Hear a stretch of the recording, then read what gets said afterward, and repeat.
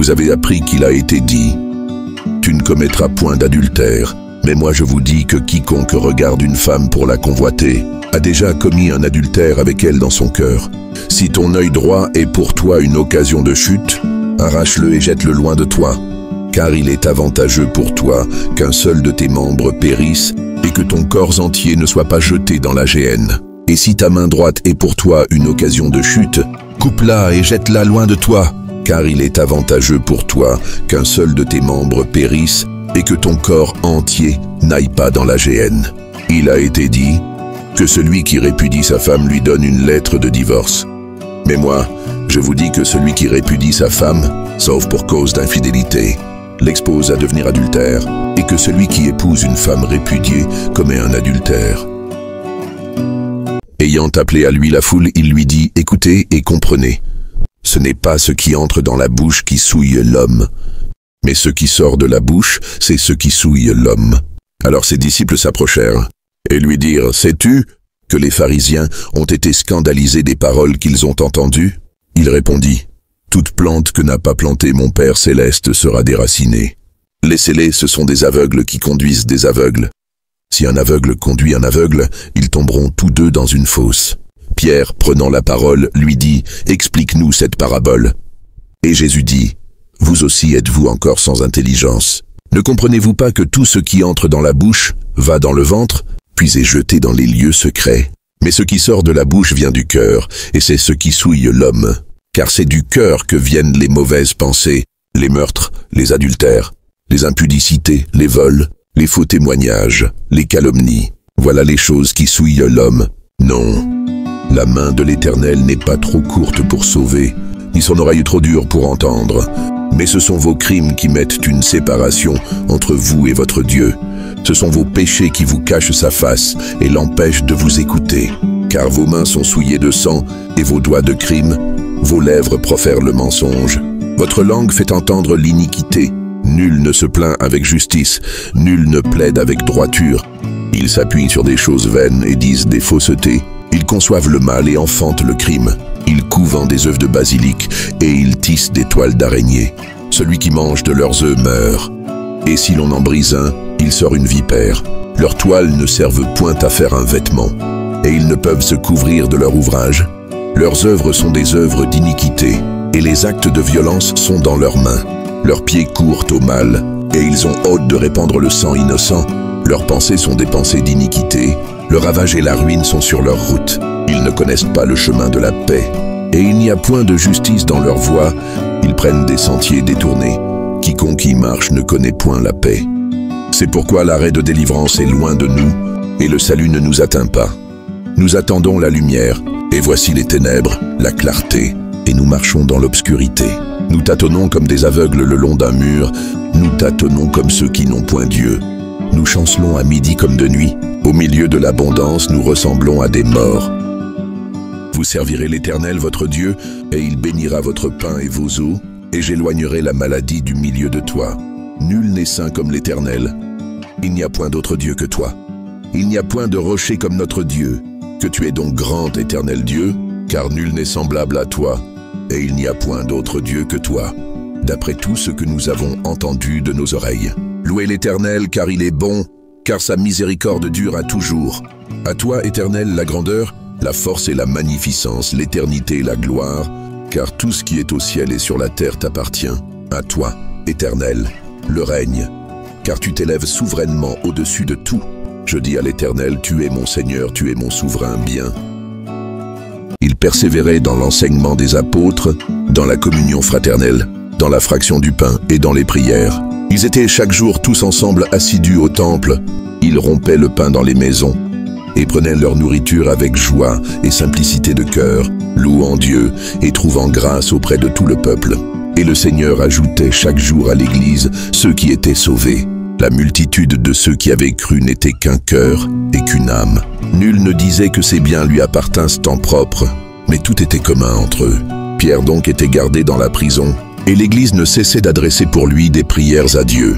Car comme nous avons plusieurs membres dans un seul corps, et que tous les membres n'ont pas la même fonction, ainsi nous qui sommes plusieurs, nous formons un seul corps en Christ, et nous sommes tous membres les uns des autres. Ayez les mêmes sentiments les uns envers les autres. N'aspirez pas à ce qui est élevé, mais laissez-vous attirer par ce qui est humble. Ne soyez point sages à vos propres yeux. Ou Galates, dépourvus de sens. Qui vous a fasciné, vous, aux yeux de qui Jésus-Christ a été peint comme crucifié? Voici seulement ce que je veux apprendre de vous. Est-ce par les œuvres de la loi que vous avez reçu l'Esprit, ou par la prédication de la foi? Êtes-vous tellement dépourvus de sens après avoir commencé par l'Esprit? Voulez-vous maintenant finir par la chair? Avez-vous tant souffert en vain? Si toutefois c'est en vain, celui qui vous accorde l'Esprit et qui opère des miracles parmi vous, le fait-il donc par les œuvres de la loi ou par la prédication de la foi, comme Abraham crut à Dieu et que cela lui fut imputé à justice? Reconnaissez donc que ce sont ceux qui ont la foi qui sont fils d'Abraham. Aussi l'Écriture, prévoyant que Dieu justifierait les païens par la foi, a d'avance annoncé cette bonne nouvelle à Abraham. Toutes les nations seront bénies en toi, de sorte que ceux qui croient sont bénis avec Abraham le croyant. Quand je marche dans la vallée de l'ombre de la mort, je ne crains aucun mal, car tu es avec moi, ta houlette et ton bâton me rassurent. Espère en l'Éternel, fortifie-toi et que ton cœur s'affermisse. Espère en l'Éternel, fortifiez-vous et que votre cœur s'affermisse, vous tous qui espérez en l'Éternel. Pour toi, dis les choses qui sont conformes à la saine doctrine. Dis que les vieillards doivent être sobres, honnêtes, modérés, saints dans la foi, dans la charité, dans la patience. Dis que les femmes âgées doivent aussi avoir l'extérieur qui convient à la sainteté, n'être ni médisantes, ni adonnées au vin. Qu'elles doivent donner de bonnes instructions dans le but d'apprendre aux jeunes femmes à aimer leurs maris et leurs enfants, à être retenues, chastes, occupées aux soins domestiques, bonnes, soumises à leur mari, afin que la parole de Dieu ne soit pas blasphémée. Exhorte de même les jeunes gens à être modérés, te montrant toi-même à tous égards un modèle de bonnes œuvres et donnant un enseignement pur, digne, une parole saine, irréprochable, afin que l'adversaire soit confus, n'ayant aucun mal à dire de nous.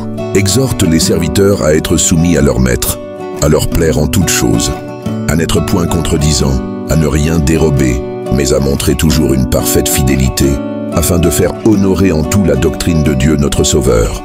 Car la grâce de Dieu, source de salut pour tous les hommes, a été manifestée. Elle nous enseigne à renoncer à l'impiété et aux convoitises mondaines, et à vivre dans le siècle présent selon la sagesse, la justice et la piété, en attendant la bienheureuse espérance et la manifestation de la gloire du grand Dieu et de notre Sauveur Jésus-Christ, qui s'est donné lui-même pour nous, afin de nous racheter de toute iniquité et de se faire un peuple qui lui appartienne, purifié par lui et zélé pour les bonnes œuvres. Dis ces choses, exhorte et reprend avec une pleine autorité. L'homme pervers excite des querelles, et le rapporteur divise les amis. Celui qui couvre une faute cherche l'amour, et celui qui la rappelle dans ses discours divise les amis. L'ami aime en tout temps, et dans le malheur il se montre un frère. Celui qui a beaucoup d'amis les a pour son malheur, mais il est tel ami plus attaché qu'un frère. N'abandonne pas ton ami et l'ami de ton père, et n'entre pas dans la maison de ton frère au jour de ta détresse. Mieux vaut un voisin proche qu'un frère éloigné.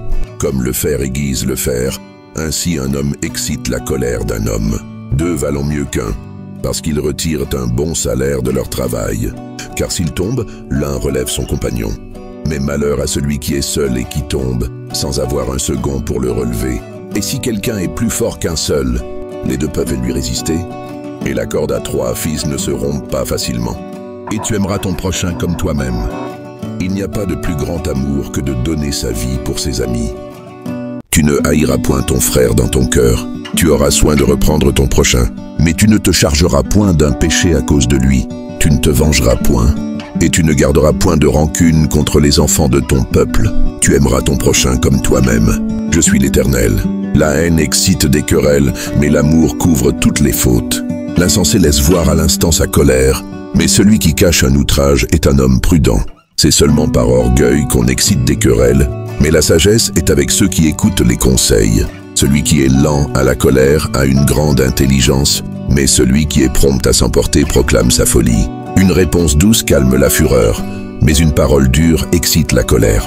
C'est une gloire pour l'homme de s'abstenir des querelles, mais tout insensé se livre à l'emportement. L'insensé met en dehors toute sa passion, mais le sage la contient. Va, crie ces paroles vers le septentrion, et dis, reviens, infidèle Israël.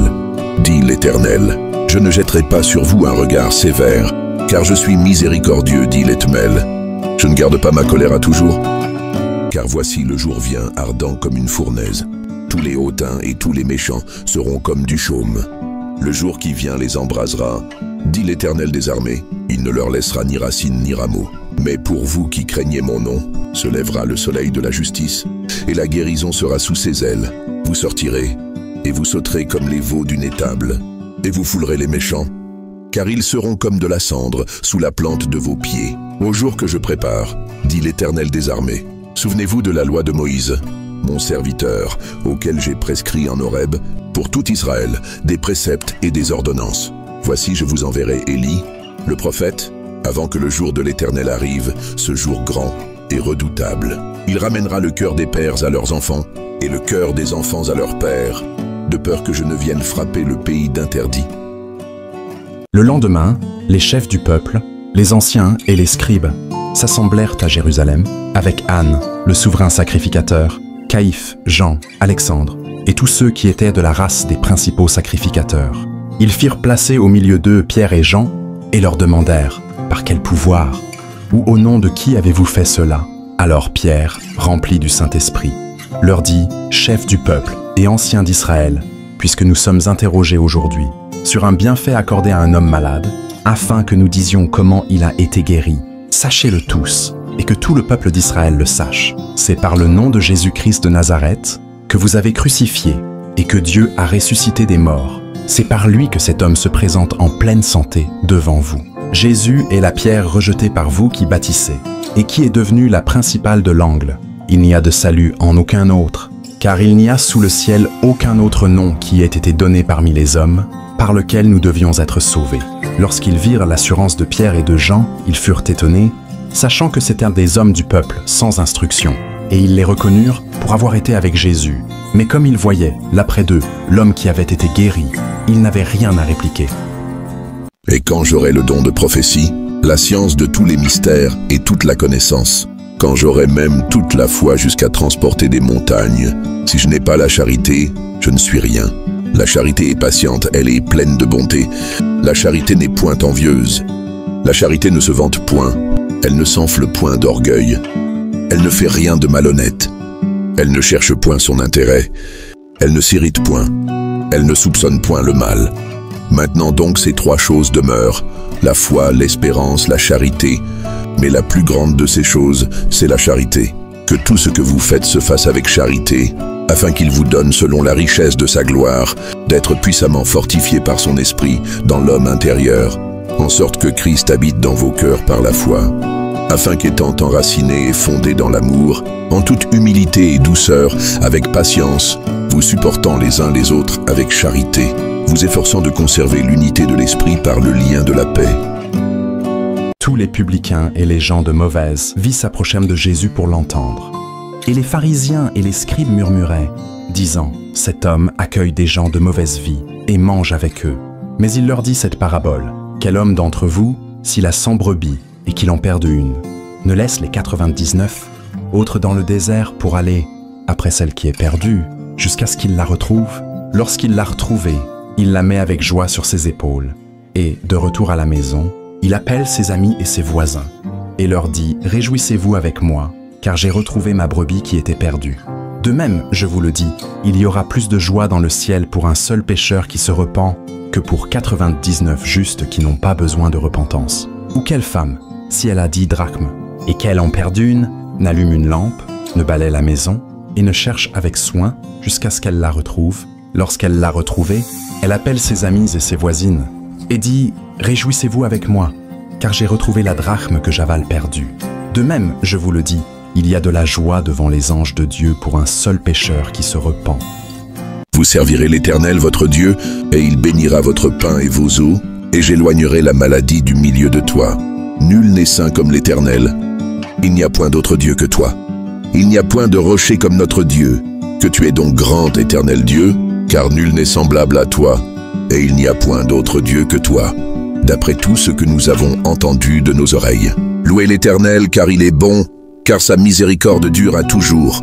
À toi, Éternel, la grandeur, la force et la magnificence, l'éternité et la gloire, car tout ce qui est au ciel et sur la terre t'appartient. À toi, Éternel, le règne, car tu t'élèves souverainement au-dessus de tout. Je dis à l'Éternel, tu es mon Seigneur, tu es mon souverain bien. À cause de la vérité qui demeure en nous et qui sera avec nous pour l'éternité. Que la grâce, la miséricorde et la paix soient avec vous de la part de Dieu, le Père, et de la part de Jésus-Christ, le Fils du Père, dans la vérité et la charité. J'ai été fort réjoui de trouver de tes enfants qui marchent dans la vérité, selon le commandement que nous avons reçu du Père. Et maintenant, ce que je te demande, Kyria, non comme te prescrivant un commandement nouveau, mais celui que nous avons eu dès le commencement, c'est que nous nous aimions les uns les autres, et l'amour consiste à marcher selon ses commandements. C'est là le commandement dans lequel vous devez marcher, comme vous l'avez appris dès le commencement. Car plusieurs séducteurs sont entrés dans le monde, qui ne confessent point que Jésus-Christ est venu en chair. Celui qui est tel, c'est le séducteur et l'antéchrist. Prenez garde à vous-même, afin que vous ne perdiez pas le fruit de votre travail, mais que vous receviez une pleine récompense. Quiconque va plus loin et ne demeure pas dans la doctrine de Christ n'a point Dieu. Celui qui demeure dans cette doctrine a le Père et le Fils. Si quelqu'un vient à vous et n'apporte pas cette doctrine, ne le recevez pas dans votre maison, et ne lui dites pas « Salut », car celui qui lui dit « Salut » participe à ses mauvaises œuvres. Quoique j'eusse beaucoup de choses à vous écrire, je n'ai pas voulu le faire avec le papier et l'encre. Mais j'espère aller chez vous et vous parler de bouche à bouche, afin que notre joie soit parfaite. Tu ne haïras point ton frère dans ton cœur. Tu auras soin de reprendre ton prochain, mais tu ne te chargeras point d'un péché à cause de lui. Tu ne te vengeras point, et tu ne garderas point de rancune contre les enfants de ton peuple. Tu aimeras ton prochain comme toi-même. Je suis l'Éternel. La haine excite des querelles, mais l'amour couvre toutes les fautes. L'insensé laisse voir à l'instant sa colère, mais celui qui cache un outrage est un homme prudent. C'est seulement par orgueil qu'on excite des querelles, mais la sagesse est avec ceux qui écoutent les conseils. Celui qui est lent à la colère a une grande intelligence, mais celui qui est prompt à s'emporter proclame sa folie. Une réponse douce calme la fureur, mais une parole dure excite la colère. C'est une gloire pour l'homme de s'abstenir des querelles, mais tout insensé se livre à l'emportement. L'insensé met en dehors toute sa passion, mais le sage la contient. Va, crie ces paroles vers le septentrion et dis « Reviens, infidèle Israël ». Dit l'Éternel, « Je ne jetterai pas sur vous un regard sévère, car je suis miséricordieux, dit l'Éternel. Je ne garde pas ma colère à toujours. Car voici le jour vient ardent comme une fournaise. Tous les hautains et tous les méchants seront comme du chaume. Le jour qui vient les embrasera, dit l'Éternel des armées. Il ne leur laissera ni racine ni rameau. Mais pour vous qui craignez mon nom, se lèvera le soleil de la justice, et la guérison sera sous ses ailes. Vous sortirez, et vous sauterez comme les veaux d'une étable, et vous foulerez les méchants, car ils seront comme de la cendre sous la plante de vos pieds. Au jour que je prépare, dit l'Éternel des armées. Souvenez-vous de la loi de Moïse, mon serviteur, auquel j'ai prescrit en Horeb, pour tout Israël, des préceptes et des ordonnances. Voici, je vous enverrai Élie, le prophète, avant que le jour de l'Éternel arrive, ce jour grand et redoutable. Il ramènera le cœur des pères à leurs enfants, et le cœur des enfants à leurs pères, de peur que je ne vienne frapper le pays d'interdit. Et quand j'aurai le don de prophétie, la science de tous les mystères et toute la connaissance, quand j'aurai même toute la foi jusqu'à transporter des montagnes, si je n'ai pas la charité, je ne suis rien. La charité est patiente, elle est pleine de bonté. La charité n'est point envieuse. La charité ne se vante point, elle ne s'enfle point d'orgueil. Elle ne fait rien de malhonnête. Elle ne cherche point son intérêt. Elle ne s'irrite point. Elle ne soupçonne point le mal. Maintenant donc ces trois choses demeurent, la foi, l'espérance, la charité. Mais la plus grande de ces choses, c'est la charité. Que tout ce que vous faites se fasse avec charité, afin qu'il vous donne selon la richesse de sa gloire, d'être puissamment fortifié par son esprit dans l'homme intérieur, en sorte que Christ habite dans vos cœurs par la foi, afin qu'étant enracinés et fondés dans l'amour, en toute humilité et douceur, avec patience, vous supportant les uns les autres avec charité, vous efforçant de conserver l'unité de l'esprit par le lien de la paix. Nous n'osons pas nous égaler ou nous comparer à quelques-uns de ceux qui se recommandent eux-mêmes, mais en se mesurant à leur propre mesure et en se comparant à eux-mêmes, ils manquent d'intelligence. Pour nous, nous ne voulons pas nous glorifier hors de toute mesure. Nous prendrons, au contraire, pour mesure les limites du partage que Dieu nous a assigné, de manière à nous faire venir aussi jusqu'à vous, nous ne dépassons point nos limites, comme si nous n'étions pas venus jusqu'à vous, car c'est bien jusqu'à vous que nous sommes arrivés avec l'évangile de Christ. Ce n'est pas hors de toute mesure, ce n'est pas des travaux d'autrui que nous nous glorifions, mais c'est avec l'espérance, si votre foi augmente, de grandir encore davantage parmi vous, selon les limites qui nous sont assignées, et d'annoncer l'évangile au-delà de chez vous, sans nous glorifier de ce qui a été fait dans les limites assignées à d'autres. Que celui qui se glorifie dans le Seigneur, car ce n'est pas celui qui se recommande lui-même qui est approuvé, c'est celui que le Seigneur recommande. J'exhorte donc, avant toute chose, à faire des prières, des supplications, des requêtes, des actions de grâce pour tous les hommes, pour les rois et pour tous ceux qui sont élevés en dignité, afin que nous menions une vie paisible et tranquille, en toute piété et honnêteté. Cela est bon et agréable devant Dieu notre Sauveur, qui veut que tous les hommes soient sauvés et parviennent à la connaissance de la vérité. Car il y a un seul Dieu, et aussi un seul médiateur entre Dieu et les hommes, Jésus-Christ homme, qui s'est donné lui-même en rançon pour tous. C'est là le témoignage rendu en son propre temps, et pour lequel j'ai été établi prédicateur et apôtre. Je dis la vérité, je ne mens pas, chargé d'instruire les païens dans la foi et la vérité. Je veux donc que les hommes prient en tout lieu, en élevant des mains pures, sans colère ni mauvaise pensée. Je veux aussi que les femmes, vêtues d'une manière décente, avec pudeur et modestie, ne se parent ni de tresses, ni d'or, ni de perles, ni d'habits somptueux, mais qu'elles se parent de bonnes œuvres, comme il convient à des femmes qui font profession de servir Dieu. Tu ne convoiteras point la maison de ton prochain. Tu ne convoiteras point la femme de ton prochain, ni son serviteur, ni sa servante, ni son bœuf, ni son âne, ni aucune chose qui appartienne à ton prochain. Incline mon cœur vers tes préceptes, et non vers le gain. La richesse mal acquise diminue, mais celui qui amasse peu à peu l'augmente. Tout le jour il éprouve des désirs, mais le juste donne sans parcimonie. Ne te tourmente pas pour t'enrichir, n'y applique pas to intelligence. Celui qui aime l'argent n'est pas rassasié par l'argent, et celui qui aime les richesses n'en profite pas.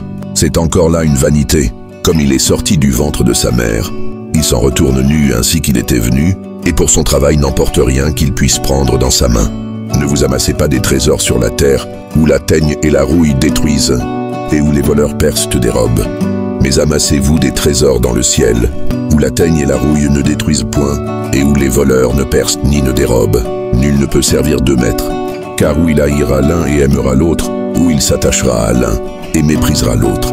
Vous ne pouvez servir Dieu et Mammon.